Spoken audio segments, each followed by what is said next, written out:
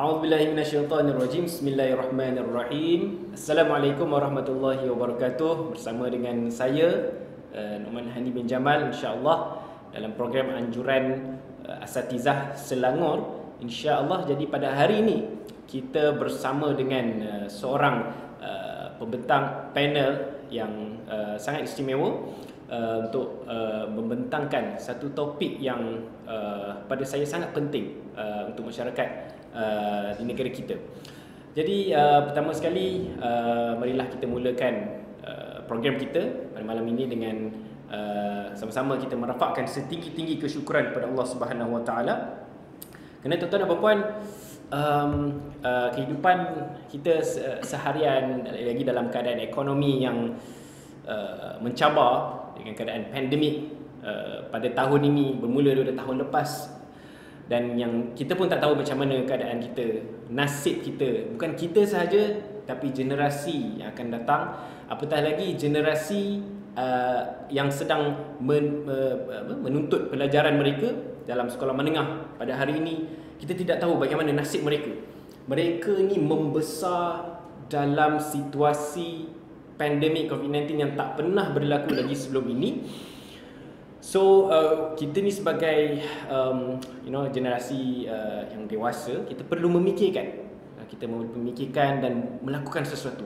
Kita jangan hanya biarkan perkara ini hanya ditentukan oleh tangan-tangan yang tidak yang berniat tidak baik, niat jahat, kan, yang menentukan masa depan anak-anak kita.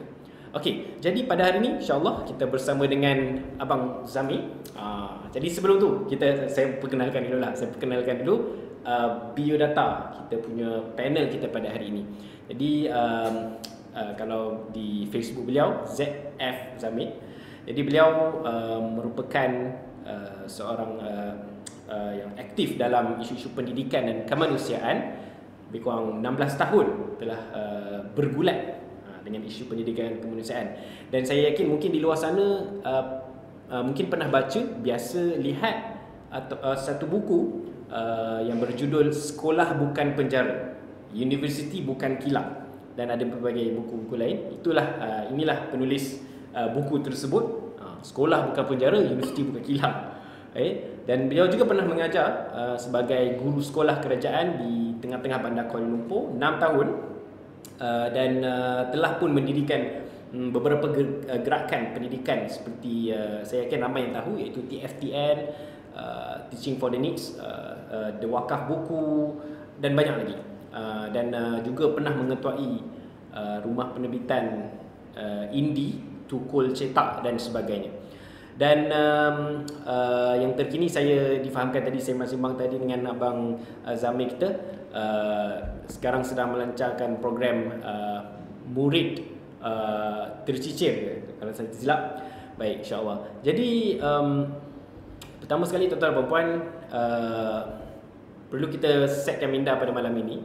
Apa yang kita cuba nak bincangkan pada malam ini adalah tajuknya polemik, betul sebutan tu, polemik pendidikan dalam tempoh pandemik. Polemik pendidikan dalam tempoh pandemik. Sebab saya yakin semua pun tahu, even dalam kalangan ahli keluarga saya ramai tenaga pengajar yang terpalit, guru ataupun parents ataupun anak murid sendiri dengan keadaan yang bertukar-tukar pada hari ini. Jadi kita nak panggil Abang Zami pada hari ini untuk kita cuba mendengar pandangan beliau berkenaan dengan polemik ini. Jadi apa khabar Abang Zami? Khabar baik. Baik, alhamdulillah. Terima kasih jemput. Sama, insya-Allah. Terima kasih kepada penganjur kita lah jemput, insya-Allah. Ya, Abang Zami tadi dari mana tadi? Saya daripada Cyberjaya. Dari Cyberjaya, masya-Allah. Saya sebenarnya tadi saya sembang dengan Abang Zami, rupanya orang kata kita ni tak jauh lah. Saya juga pernah secara tidak langsung bekerjasama dengan TFTN juga, sebab tu belajar di Jordan. TFTN pernah berada di Jordan. Program berapa lama kan tempoh berkhidmat di Jordan? 2 ke 3 tahun juga. 2-3 tahun juga. Dan saya difahamkan Abang Zami berkali-kali juga berulang alik ke Jordan, masya-Allah. Dan waktu tu kalau mungkin biasa dengar ada program kita jemput artis-artis. Saya tak silap lah TFTN pun ada terlibat sekali dalam program tersebut, insya-Allah.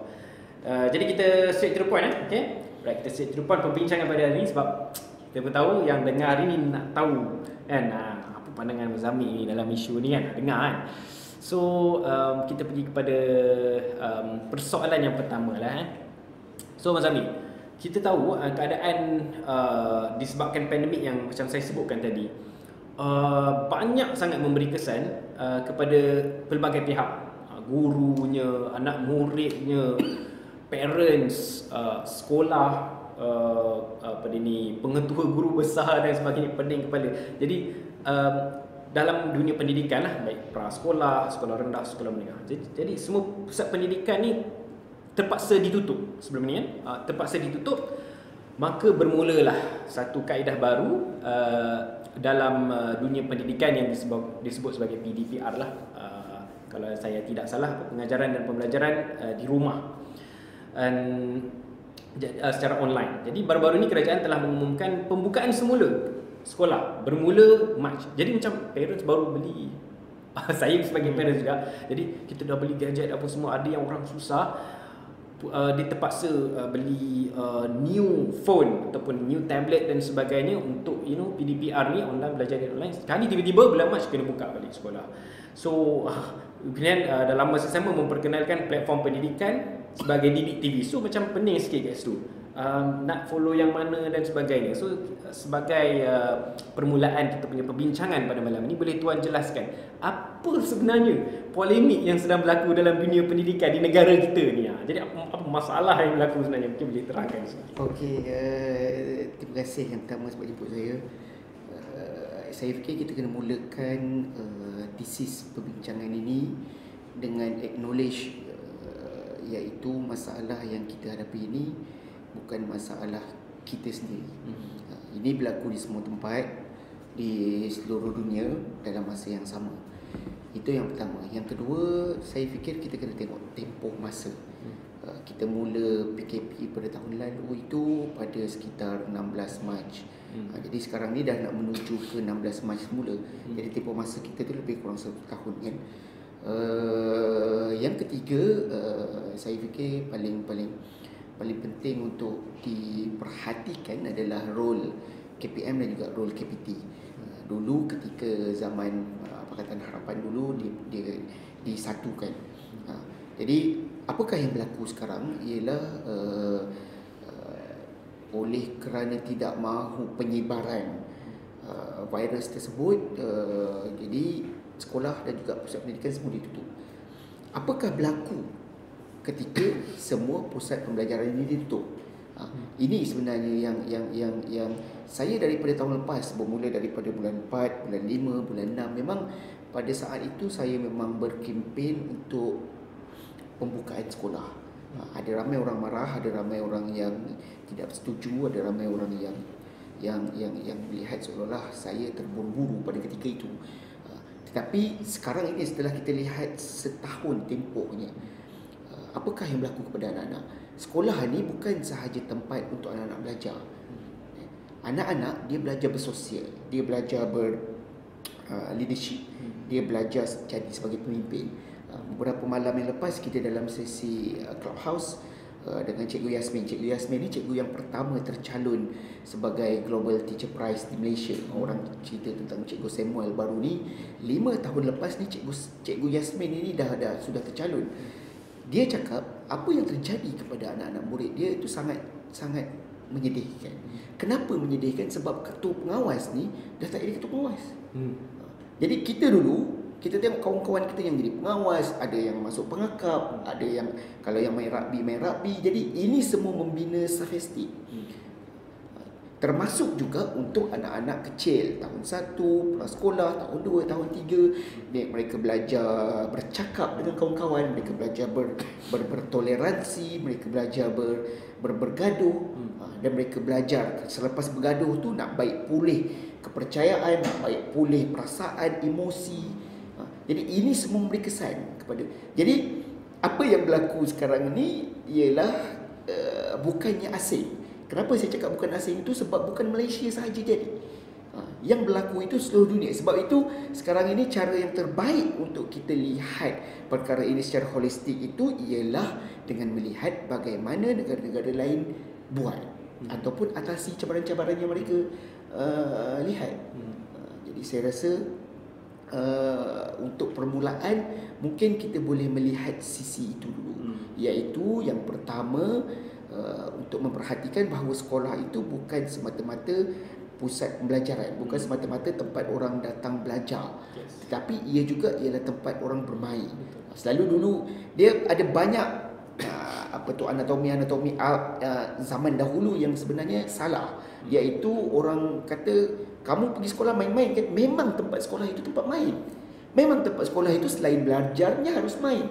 Jadi sekarang ini murid-murid dah tak main, dah tak belajar, duduk kat rumah, kita tak tahu dia buat apa kan. Jadi saya rasa sebagai permulaan mungkin itu boleh supaya persepsi kita itu melihat bahawa apa yang berlaku ini sepatutnya diatasi dengan lebih baik. Masya Allah. Jadi itu poin yang sangat penting. Dia macam yang buku yang dituliskan oleh Abang Zamir ni, sekolah ni bukan penjara. Sekolah ni memang tempat kita nak buat salah.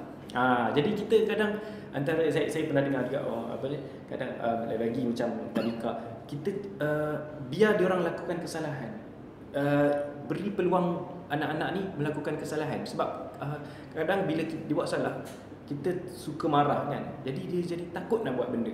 Jadi saya sangat setuju, sekolah ni jangan lihat sekolah hanya untuk belajar, untuk akademik, exam, tapi sosial. Very saya rasa kan, ikut saya rasa feeling pengalaman saya macam kat sekolah ni ialah satu, kita belajar tu kita dapat, tapi sebenarnya lagi banyak saya dapat adalah bahagian kita berkawan, bahagian kita menghormati guru, berjumpa, beradab ketika makan.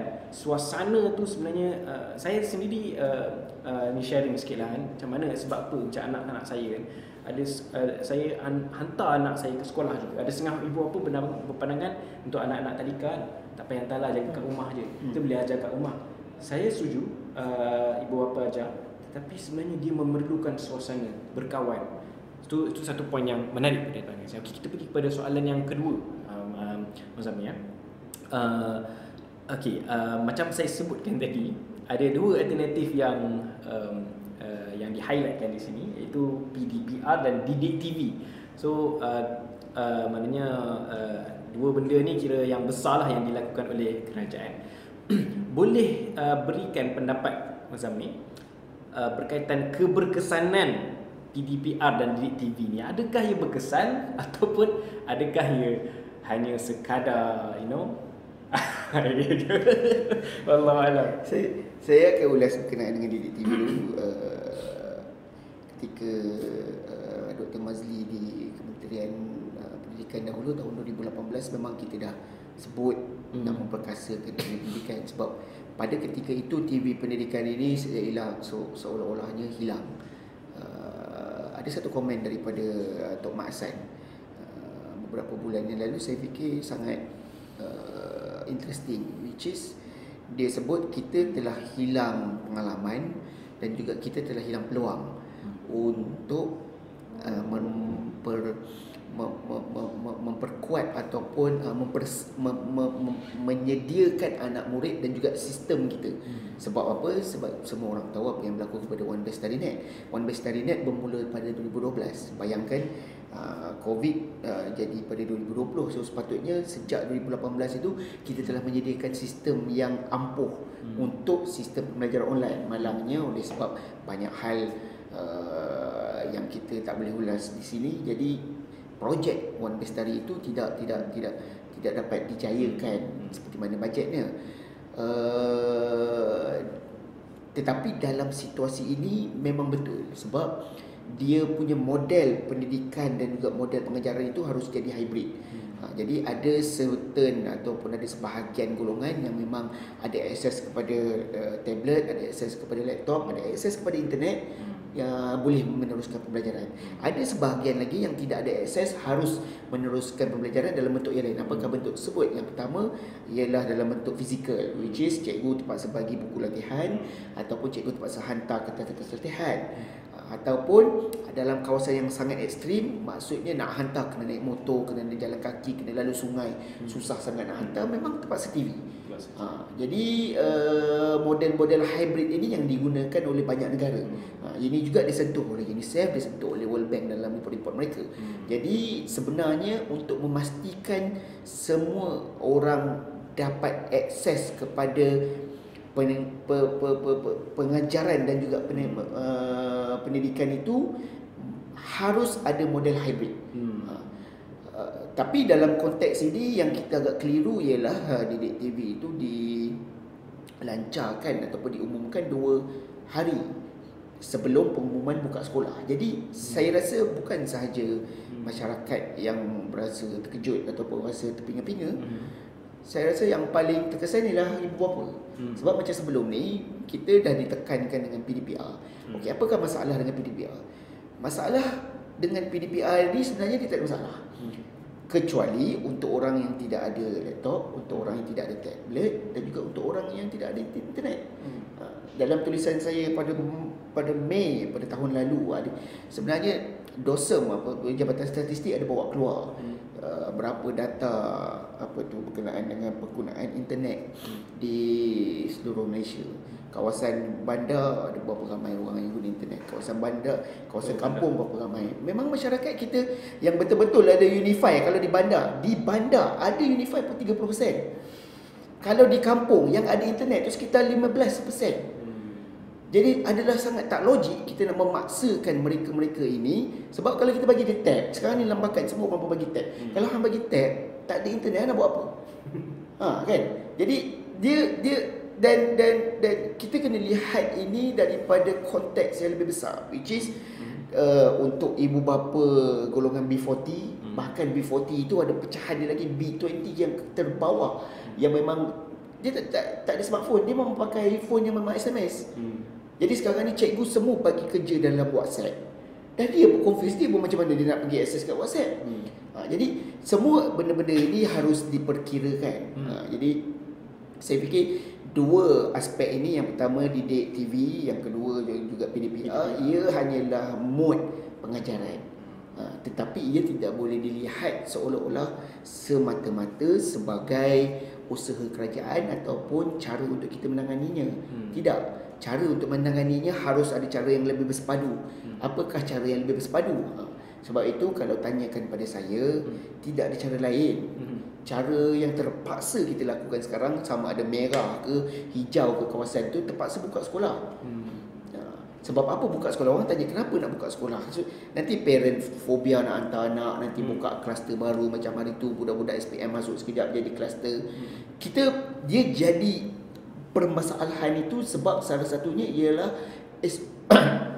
SOP itu tidak dipatuhi. Jadi saya fikir, tapi macam mana SOP kalau contoh sekolah rendah kan? Macam mana nak jaga budak-budak? Saya faham. Macam sekarang ni, yang saya rasa takjub dan juga hairan dengan KPM ni, dia buat darjah prasekolah, darjah 1, darjah 2 masuk pada 1 hari bulan. Kemudian nanti pada 8 hari bulan akan masuk darjah 3, darjah 4, darjah 5, darjah 6. Saya berpandangan sebenarnya cara yang lebih tepat ataupun cara yang lebih sesuai adalah dengan buat sistem penggiliran. Kita tak boleh lambatkan semua budak kat dalam tu. Kita ambil contoh dekat Putrajaya. Putrajaya murid dia ramai. Sebab anak-anak penjawat sosial ni memang ramai, sekolah sikit. Rumah banyak, sekolah sikit.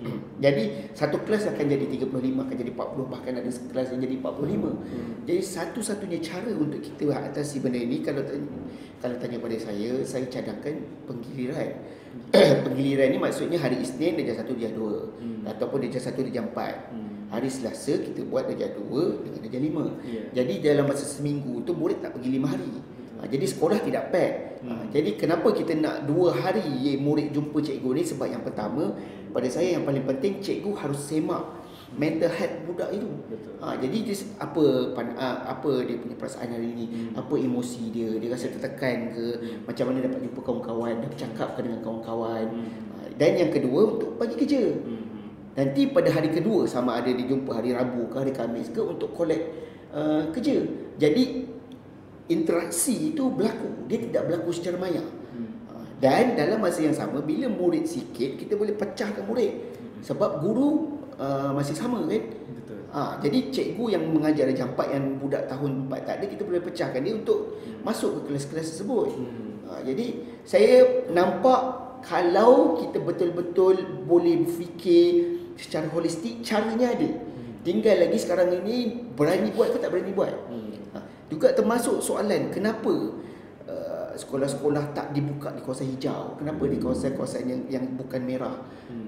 Jadi ada satu cikgu tu, kalau kenal Bunga Laleh, dia di Tapah, di Perak mengajar, sekolah orang asli. Dia nak pergi hantar ke tes kerja tu, motor separuh lagi tu memang kena cross sungai, kena naik bukit. Dah kenapa pula sekolah macam ni pun tutup? Tak logik. Jadi kalau kita boleh, ini akan berakar pula perbahasan itu kepada perbahasan sistem, iaitu decentralization. Apa maksud decentralization itu? Maksudnya sekolah PPD harus ada keupayaan sendiri, harus ada autonomi sendiri untuk bicara tentang dia ada jawatan kuasa kesihatan dia daerah, dia ada MKN daerah dia, bincang dengan jawatan kuasa, bincang kalau hijau, kalau memang boleh tak ada unsur-unsur luar, kan kita boleh buka. Jadi tak logik bila kita buat orang kata blanket decision untuk semua, Pukul sama rata. Dan yang paling kesian sebenarnya di zon merah, maksudnya sekolah-sekolah di KL, sekolah di wilayah yang memang dah lama tak buka. Jadi ini akan menimbulkan isu inequality. Sebab sekolah-sekolah asrama buka kan, sekolah-sekolah MRSM buka kan. Jadi anak-anak SPM di sekolah asrama, sekolah MRSM, sekolah SBP masih belajar sekarang ini, ketika anak-anak di Lembah Kelang berada di rumah dan tidak belajar. Jadi perbahasan ini memang menarik. Cuma saya fikir ada banyak cara untuk kita perhatikan. Jadi dia tidak terhad kepada satu-satu operasional. Macam semalam ada kawan utarakan kepada saya, dia kata kenapa KPM risau sangat nak buka ni, sebab dia kata dulu di Bangsa bila buka je ada kluster, parent takut nak hantar. Jadi ini akan bawa kita perbahasan itu balik kepada SOP. Jadi macam mana cara untuk kita pastikan supaya tidak ada kluster? Adakah kita kena test semua budak ke? Kita kena test beberapa orang budak ke? Ataupun apa cara lagi untuk pastikan supaya SOP itu betul-betul memastikan, membolehkan. Dan kalau cakap pada testing semua budak ni, bukan ada negara tak buat. Jerman buat setiap 2 minggu untuk high school dia. Sebab dia nak pastikan budak-budak high school dia memang ada perasaan untuk masuk universiti kan. Jadi nak pastikan murid sekolah itu pergi sekolah setiap 2 minggu dia test. Jadi saya fikir kalau nak memperincikan daripada sudut operasional, yang pertama bukan kerja kita lah. Sebab kita ini boleh bicara daripada tepi. Tetapi orang-orang luar yang memang berada di dalam itu harus ada keberanian untuk melihat apakah cara yang terbaik supaya memastikan pendidikan ini harus bergerak. Baik, insyaAllah. Jadi itu Didik TV, PDPR ni satu perkara yang bagus. Memang perlu dibuat pun. Walau bagaimanapun kita tidak solve the real problem. Betul. Yang sebenarnya yang masalah. Betul. Jadi saya yakin guru-guru yang sedang melihat ni mungkin tengah tumbuk meja ke jadi sebab saya faham, isteri saya pun bukan seorang guru, jadi kita tahu sangat keadaan tu. Alhamdulillah kita kata kira daripada kecil kita dah dibiasakan yang gadget. Ada orang yang memang tak ada peluang nak ada handphone pun, bukan dia sahaja, mak ayah ada. So kita tak tahu macam mana bayangan dia nanti akan berlaku jurang, antara yang ni dah biasa, yang ni sangat dah ke belakang dan menyebabkan self esteem dan sebagainya. Jadi ini kita harus ambil berat betul-betul. Jangan kata alah ni benda sampingan kan. Okey. Dan kita pergi kepada soalan yang seterusnya. Okey. Okey, sekarang ni alhamdulillah dah buka lah alhamdulillah dah buka. Na'udzubillah min zalik, tiba-tiba berlaku pula gelombang baru. Mungkin gelombang COVID yang sama ataupun virus yang lain ke whatever yang mungkin sama juga sifat dia berjangkit-jangkit. Na'udzubillah. Ada tak pandangan daripada tuan sendiri macam mana mungkin solusi terbaik? Saya tadi dah ceritalah sedikit kan berkenaan dengan solusi tu, tetapi solusi bagi meneruskan pendidikan agar tidak berlaku keciciran macam yang saya sebutkan tadi kepada pelajar. Apa tu, dia memang kena COVID ni semua orang tak nak. Memang bahaya, memang sakit, dan kita pun tak nak anak-anak di sekolah kena COVID. Tetapi dalam masa yang sama, kita juga harus faham bahawa kesan keciciran itu juga ialah satu kesan yang sangat berat dan juga besar. Jadi cicir ni sendiri ada kategori-kategori dia. Ada murid yang memang cicir 3M, hilang terus. Ada murid yang cicir daripada segi motivasi. Dia elok-elok duduk kelas depan, jadi pengawas, jadi ketua kelas, apa semua. Masuk tahun ni hilang motivasi. Daripada elok-elok jadi yang sepatutnya dapat top 10, sepatutnya dapat top 5, hilang lah. Dia rasa daripada subjek pun dia dah malas nak belajar, bab-bab pun. Jadi ada serta-serta benda tu yang memang kita tak belajar, bab tu kita akan tertinggal terus. Dan yang lebih besar beban dia ialah ada orang yang cicir sekolah. Apa maksud cicir sekolah ini? Keciciran ini kalau tak ada pandemik ni pun akan berlaku. Dekat mana keciciran paling besar tu? Daripada darjah 6 nak masuk ke tingkatan 1. Sebab banyak budak-budak sebenarnya dia kena tolong parent dia, kena pergi jual ikan, kena pergi jual pisang tu. Itu yang pertama cicir. Yang kedua cicir daripada tingkatan 3 ke tingkatan 4. Satu lagi dia dah besar. Jadi sebelum pandemik sendiri, keciciran sekolah ni pun wujud. Dan kita bukan 100% bebas cicir. Tidak. Tak silap saya 96 ke 98. Jadi kita ada 2 ke 4% murid yang saban tahun hilang. Tahun ni kita tak tahu berapa ramai yang hilang, berapa ramai yang dah kahwin sekarang yang agak ni, berapa ramai yang terpaksa kerja, berapa ramai yang macam yang kita cakap tadi, bukan sahaja 3M hilang, bukan sahaja motivasi hilang. Hilang terus. Maksudnya kalau buka sekolah ni dia orang tak masuk lah. Jadi orang nampak bahaya COVID dan orang rasa takut COVID. Orang tidak nampak bahayanya kesan terhadap anak-anak yang hilang pendidikan. Dan sebenarnya saya paling kesian kepada negeri merah, sebab negeri merah ni yang akan terkesan banyak. Dan kesan dia tidak boleh nampak sekarang. Kesan dia hanya akan nampak 5 ke 10 tahun ke depan. Sebab anak-anak sekarang ini yang SPM tahun ini, maksudnya yang tak boleh do well sekarang ini, yang sekarang sepatutnya jawab soalan dia tak boleh jawab soalan, esok kalau result dia tak okey, dia tak boleh kerja, dia tak boleh sambung belajar. Ini akan membawa kepada pembahasan productivity pula. Sebab itu bicara World Bank itu katanya memang paling, kalau betul-betul nak hilang kesan semua tentang COVID ni 7 tahun.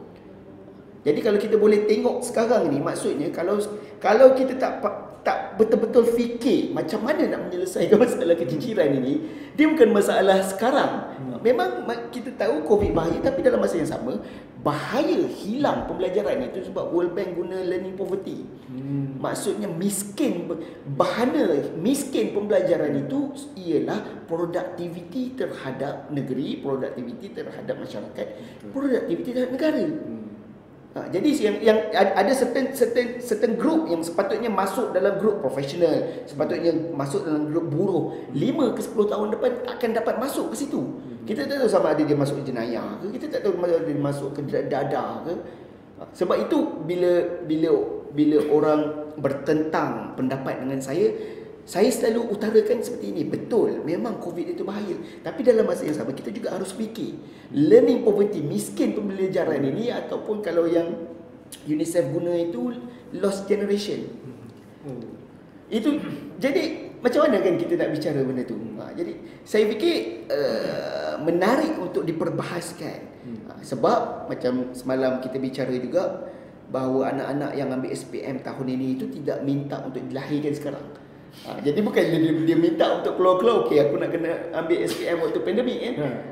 Jadi Ya, kesian, tapi dalam masa yang sama kita sepatutnya bertindak lebih baik untuk melindungi mereka. Jadi itu nampak sebenarnya perkara ni merupakan perkara yang serius yang kita perlu sama-sama fikirkan sebagai, sama ada kita sebagai guru ataupun kita ni pejabat awam. Kita harus berperanan di mana sahaja kita berada, sebab saya yakin pendidikan ni melibatkan kita semua. Dan kita alhamdulillah lah, kita dapat zaman kita tak ada masalah ni, dan kita rasa macam okey lah, tak ada masalah, duduk rumah lagi best kan, dapat buat kerja kat rumah kan. Tapi lagi-lagi lah orang yang mungkin kerja makan gaji ni, tak masuk cerita bisnes lagi.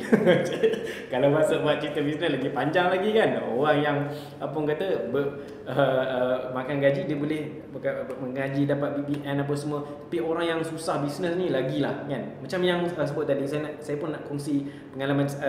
Ada kenalan saya ni, even cerita daripada wife saya, di mana student itu berhenti sekolah. So kita tak tahu sebab apa dia berhenti sekolah. Rupanya itu nampak gambar dia tolong ayah dia jual makanan kat tepi jalan sebab masalah mak dia sakit. Oh no, I mean dalam mak dia sakit ni, belum cerita mak sakit, belum cerita lagi masalah rumah tangga. Benda tu memang akan banyak memberi efek. So saya nampak okey lah, dia kata dia bukan frontliner, dia pergi kalau dalam bola tu dipanggil apa, last man, orang yang terakhir kan. Kira untuk pendidikan anak ni ibu bapa lah. Ibu bapa kata yalah, walau apa keadaan sekalipun, kadang-kadang ada benda yang kita tak boleh nak elak. Alhamdulillah COVID pada hari ini orang kata apa, boleh dihapuskan dengan sabun kan. Kita na'udzubillah berlaku satu benda yang luar daripada jangkaan kita, memang tak boleh nak buat apa. Jadi ibu bapa ni memainkan peranan yang penting. Sebab anak you kan. So sebagai ibu bapa, apa peranan ibu bapa dalam keadaan pandemik seperti ini bagi memastikan anak-anak ni tetap dalam mendapat pembelajaran. Dia yang bagusnya bila KPM buat PDPR ni ialah ibu bapa tengok sendiri anak dia macam mana. Jadi yang itu yang sangat sukar dilakukan di sekolah. Ibu bapa dia takkan mengaku anak dia tak pandai, dia takkan mengaku anak dia malas, dia takkan mengaku anak dia tumbuk orang, dia takkan mengaku anak dia pada dia ini memang sejenis sikap milenial pun dia juga kan. Jadi young parents sekarang ni, cuma ketika berlaku sekarang ini mereka belajar yang pertama untuk lihat emosi anak-anak, yang kedua untuk tengok time span anak-anak ni. Dia ada tahap masa dia boleh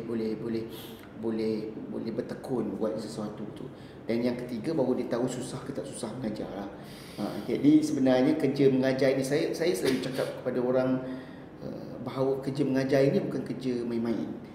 Walaupun dia mengajar anak-anak prasekolah, walaupun dia mengajar anak-anak membaca, anak-anak itu kalau tidak diajar membaca, dia memang takkan boleh membaca sampai bila-bila, kita tak tahu. Jadi sebab itu kerja guru ini sebenarnya ialah kerja yang sangat sakral. Dia kerja kadang sekarang ini kita rasa kerja guru tu leceh dan juga remeh sebab gaji. Sebab doktor gaji dia lagi banyak daripada cikgu, peguam gaji dia lagi banyak daripada cikgu. Cuba kalau cikgu tu kita kali 3 gaji dia sekarang, kalau gaji dia sekarang 5,000, gaji dia 5,000, semua orang kepandang tinggi kepada cikgu. Jadi sekarang ini yang bagusnya ibu bapa rasa beban, betapa berat dia nak mengajar, dan kelakar sebab dia ada anak 3 orang 4 orang je. Cikgu tu dia ada anak. Saya sebab memang saya datang daripada background teaching, kawan-kawan saya, kakak ipar saya, makcik saya semua cikgu. Saya boleh tengok ramai orang stres sekarang ni. Cikgu memang stres sebab dia ada budak 40. Hang buka Gmail tu ada 20 hilang. Itu belum tentu lagi. Itu kalau saya tanya kawan-kawan saya, budak-budak dia tutup kamera, dia bukannya buat dia hilang apa semua. Dan kita tak boleh fikir sebenarnya macam mana cikgu nak buat Gmail dengan budak tahun 1. Budak tahun 1 dia tengok cikgu tu kan, dia selama ni dia tengok TV, selama ni dia tengok kartun, selama ni dia tengok, dia tak biasa. Jadi yang bagusnya pada saya sekarang ini, yang pertama, ibu bapa mula belajar untuk melihat sudut pandang guru. Apa sudut pandang guru itu? Iaitu kerja mengajar itu bukan kerja main-main. Ini bukan kerja yang boleh hang kalau alah ni nak mengajar budak matematik tahun 3 takkan tak reti, tidak. Sebab ketika mengajar itu bukan sahaja mengajar subjek. Dia cara bercakap, cara melihat emosi, cara memegang dia, cara menegur, dan juga yang paling penting ialah cara memberi motivasi supaya dia terus rasa seronok nak belajar tu. Jadi kalau ibu bapa tidak boleh lakukan role itu di rumah ketika PDPR, macam mana dia rasa macam sepatutnya cikgu boleh? Hang sendiri pun tak boleh buat kan? Kan? Hang sendiri pun tak boleh buat. Oh iyalah, memang anak sendiri pun tak boleh buat. Okey, hang ingat orang lain boleh buat tu anak hang. Kan?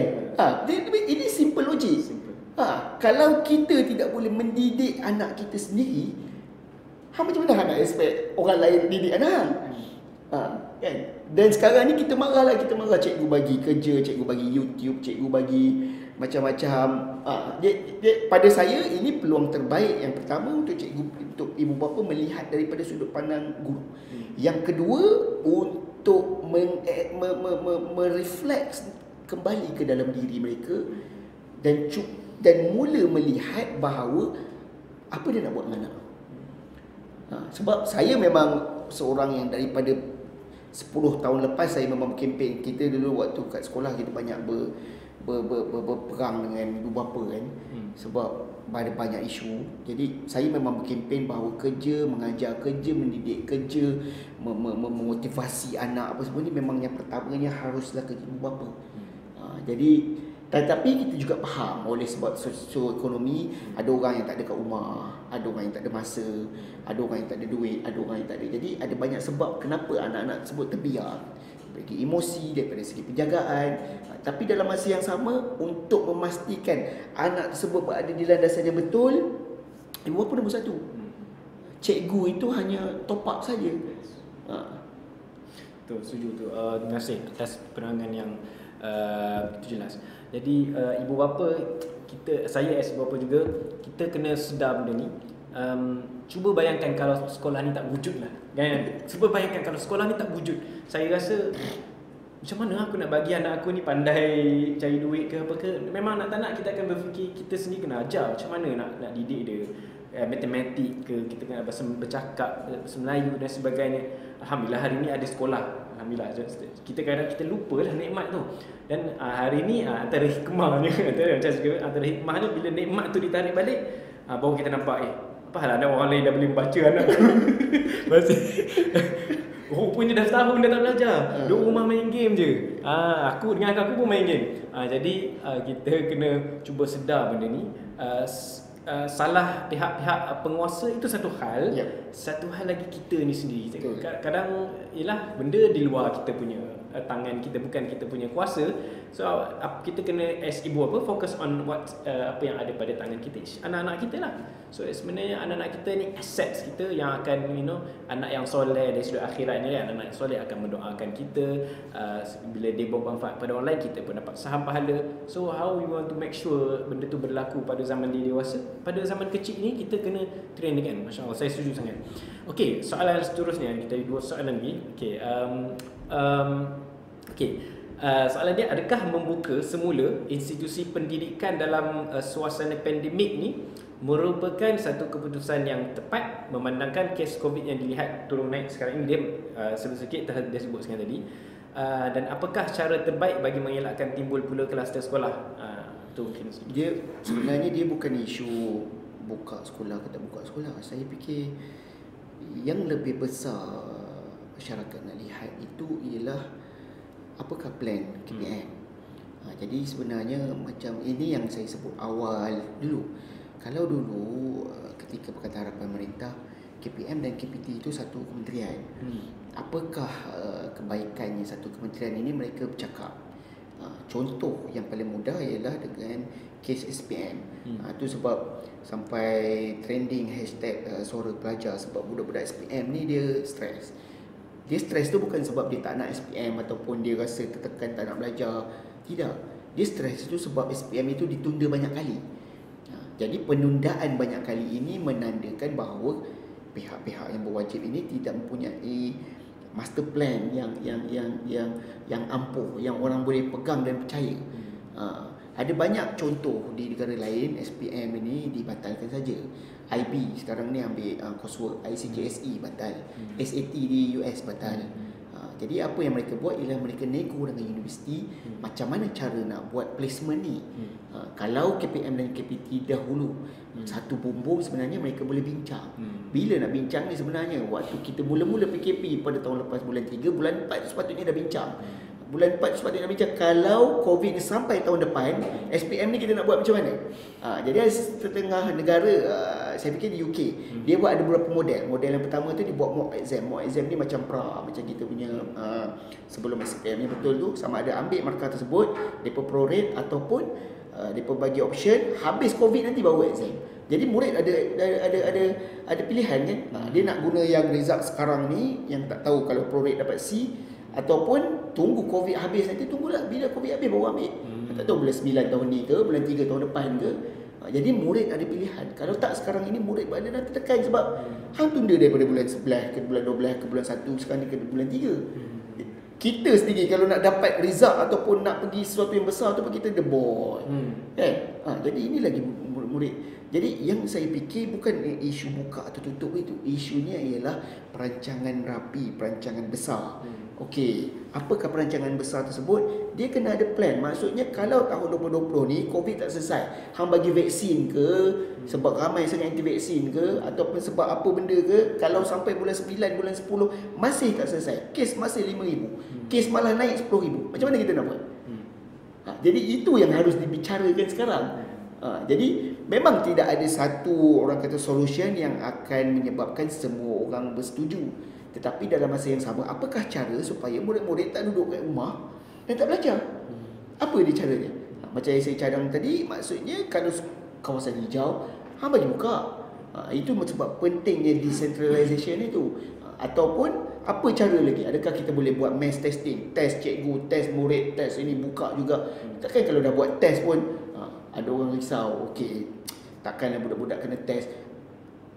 Test tu 2 saat. Paling-paling 2 minit lah dia menangis. Kalau hang kena COVID tu 2 minggu, sebulan tak tentu lagi. Jadi saya fikir isunya ialah apakah perancangan besar yang boleh dilihat ataupun yang boleh maksudnya dibentangkan kat kita. Ini hari ni hang umum di TV, 2 hari lagi hang umum buka sekolah, orang jadi kemarahan orang itu justified sebab orang rasa macam cuba diterangkan kepada, okey, sekarang ni kita guna plan A. Plan B dia kalau bulan April macam ni, ini kita akan guna plan B. Kalau ini je, okey, kita akan guna plan C. Jadi supaya semua orang ada bigger picture. Kalau tak orang masih rasa macam terkejut, hopeless. Dan sebenarnya duduk dekat rumah ni satu yang saya rasa dia sesuatu yang menekan. Dan itu sebab orang mental. Orang yang ada duit, orang yang boleh beli JNT, beli Shopee, orang yang dia ada, kita sentiasa akan ada cara untuk melepaskan tu. Orang beli basikal kayu, kan? Orang yang tidak ada privilege untuk pergi Shopee beli basikal kayu, duit pun tak ada. Jadi apa dia? Memang stres. Sebab itu waktu untuk Malaysia kita buka talian bangkit tu, salah satu yang paling ramai nak call tu budak SPM.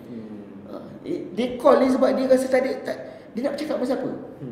Kita pun kadang-kadang fikir, betul ke ada orang nak call. Dia macam tak ada siapa nak call kan. Memang ramai sebab dan sebenarnya lepas daripada kita PKP daripada bulan 1 itu, memang saya sendiri pun rasa macam pening duduk rumah. Stres. Kan ini hari ni dapat datang sini pun rasa macam aku masuk KL lagi ni. Dan saya sendiri ada rasa dan perasaan macam tu. Kita bayangkan orang lain. Dan kita tak fikir sebenarnya budak tak bercakap dengan kawan, kan? Dan susah dulu saya waktu jumpa NDTP bulan 7 bulan 8 hari tu, interesting. Perbincangan kami salah satunya ialah pedagogi pandemik. Apa dia pedagogi pandemik ni? Sebab dulu di sekolah kita diajar untuk sharing. Okey, kenapa kita kena share? Sebab kita kena kesian dekat kawan, kita kena bekerjasama. Sekarang ni kalau ada SOP kita tak boleh. Hang punya pensel, hang punya pensel, hang punya pemadam, hang punya pemadam. Kalau hang tak ada lah, aku tak boleh bagi pinjam. Jadi proses pedagogi itu sudah terbalik kan. Dulu kita ajar budak berkolaborasi, dulu kita ajar budak-budak saling sharing, saling bekerjasama. Sekarang dah kena duduk jauh-jauh. Dan ini sesuatu benda yang aneh. Dan kita harus terbuka untuk explore apa lagi cara, apa lagi, macam mana lagi. Jadi, dan saya fikir report-report dekat luar banyak. Kita ada report daripada World Bank, kita ada report daripada UNICEF, kita ada banyak lagi report-report yang lain. Tinggal lagi sama ada kita kaji nak baca dan cuba tengok apa cara alternatif orang lain bina. InsyaAllah. Jadi itu perbincangan yang perlu diteruskan, antara yang poin yang penting tadi antara KPT dan pengajian tinggi dan KPM sorry. So perlu ada interaksi kan, sebab saya pun terlibat dalam college juga. Jadi kita pun tahu, even saya nak tambah sikit, salah seorang pensyarah di College Unity Port Dickson, dia kata sebenarnya nak sampaikan melalui online ni bukan senang, dan tak semua subjek yang sesuai. Betul. Ada setengah subjek ni mungkin ke sekolah rendah ni mungkin boleh lah. Bila sampai pengajian tinggi, macam mana you nak sampaikan benda tu? Siapa tak pasti lah benda tu sampai ke tak sampai dan sebagainya. Jadi dia mungkin pada masa akan datang teknologi mungkin lebih maju, lebih power kan. Tetapi still sekarang ni dia bukan menjadi satu-satunya cara. Maknanya dia mesti hybrid sekarang lah. Macam Zami sebutkan tadi, kita mesti hybrid. Malam tadi saya bincang juga dengan Cikgu Yasmin tentang ini. Misalnya yang paling susah sebab dia tu mengajar kimia. Kimia ni nak kena tukar color masuk jadi asap. Nak ajar macam mana kat dalam kita tengok ni lain. Dengan bila kita sendiri yang angkat balang tu, kita masuk, kita tengok, oh jadi macam ni. Tengok dari tepi. Jadi budak-budak SPM tahun ni memang kesian. Kan? Dia tidak ada rasa pengalaman itu. Itu kena difikirkan lah kan. InsyaAllah. Okey, jadi kita pun kesuntukan masa. Soalan terakhir lah Soalan terakhir. Apakah harapan Zami kepada mungkin kepada kerajaan, mungkin kepada para guru, kepada para pelajar, kepada ibu bapa dalam memberikan pendidikan yang terbaik kepada para pelajar itu sendiri dalam suasana pandemik seperti yang kita sedang lalui sekarang? Saya punya harapan satu saja, sebab saya rasa yang memimpin masyarakat, yang memimpin ibu bapa, yang memimpin guru, yang memimpin komuniti sekolah itu semuanya hanya ada satu badan, iaitu KPM dan juga KPT. Jadi KPM dan KPT harus keluarkan blueprint. Jadi sekarang ini pendidikan kita pendidikan pandemik. Jadi bukannya pendidikan biasa lagi. Sebab itu kita kena bagi pujian kepada NUTP sebab keluarkan satu pedagogi baru pandemik. Cara mengajar sudah jadi lain, dan saya fikir buat masa ini apakah yang penting? Yang paling penting itu sebenarnya ialah untuk menyediakan murid untuk belajar dalam keadaan paling minimal. Jadi sebenarnya kalau tanya pada saya, pandangan saya ialah kurikulum itu harus dibina semula, khas untuk anak-anak yang berada sekarang ini. Jadi mungkin ada beberapa bahagian subjek yang tidak perlu diajarkan. Misalnya pendidikan jasmani, sebab budak-budak dah tak di sekolah. Jadi kalau kita boleh pecahkan kurikulum itu dan pastikan hanya beberapa subjek yang penting saja, misalnya bahasa Melayu, bahasa Inggeris, matematik, sains, cukup untuk dia belajar dalam keadaan minimal.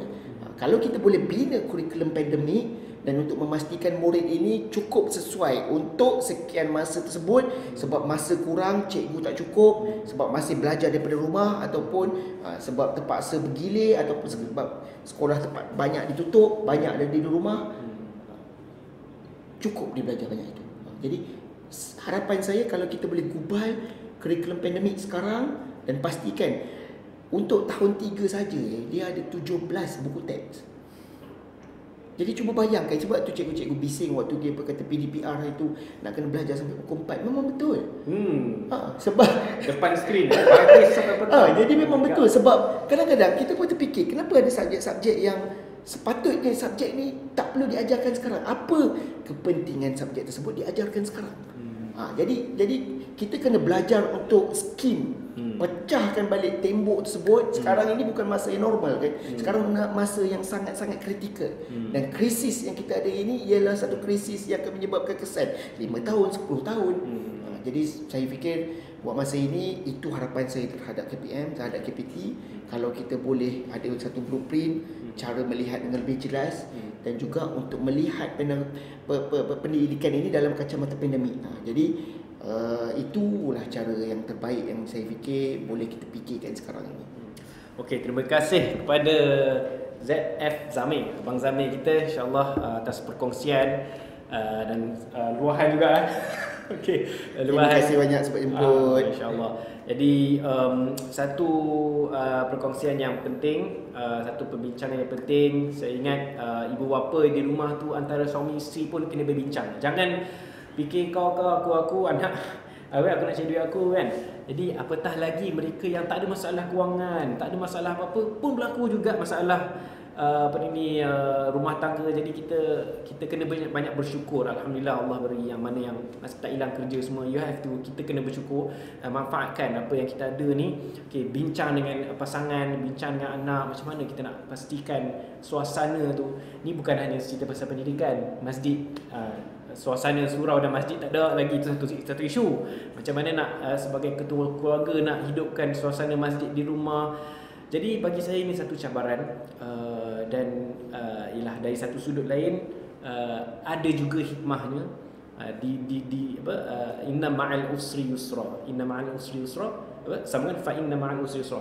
Jadi setiap kesusahan itu ada kesenangannya. So bagi mereka yang berjaya face keadaan seperti ini, tak kisahlah keadaan itu disebabkan tangan-tangan manusia ataupun memang Allah nak uji dan sebagainya, tapi dia berjaya face, maka dia akan mendapatkan satu kesenangan, bukan hanya di akhirat tapi mungkin seawal di dunia mungkin dia akan mendapat sesuatu yang baik. Allah ingin menjanjikan sesuatu untuk kita yang diuji ini, insya-Allah. Jadi saya ingat itu saja.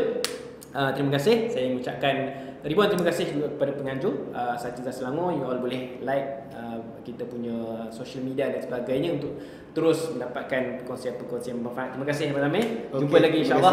Itu saja. Wabillahi taufiq wal hidayah. Wassalamualaikum warahmatullahi wabarakatuh.